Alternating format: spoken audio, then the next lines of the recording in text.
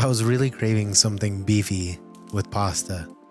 Short ribs are way too expensive, so I picked a chuck roast and made a ragu out of it. I started by seasoning it with salt, then searing it off pretty hard. Get a lot of color on this. The color is going to deepen the flavor and make it taste a lot better. It's called the Maillard reaction, and it really helps boost your flavor. Once you get all your meat browned, work on your mirepoix or your sofrito or onions, celery, and carrots. It's all the same thing.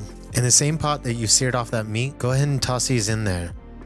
You're going to want to lightly sweat these. The moisture that wicks off of them is going to pick some fawn up off the bottom, but you're still going to need to deglaze that. That's where the wine comes in. Deglaze the pot with a bunch of wine, scrape all the bits off the bottom, and cook off all the alcohol until you can't smell alcohol at all. Once that happens, you can add your tomatoes. I'm using whole tomatoes out of a can, and then just crushing them up slightly with a spoon. Placing the meat back in there with some slightly smashed garlic and a bundle of thyme, rosemary, and bay. Cover that with a lid and bake at 300 degrees for about 2.5 hours until it's fork tender and everything tastes delicious. At this point, you're almost done. All you need to do is season to taste and cook your pasta. I spooned some sauce into a pan so I can add the noodles directly to that.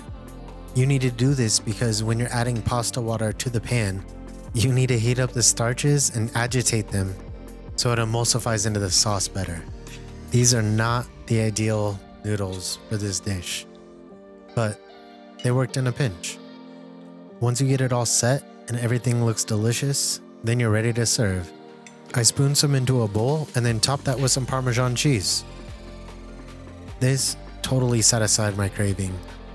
It's almost like you didn't need a short rib. It could have used a touch of tomato paste at the beginning, but other than that, this was so delicious and so satisfying. You should try it.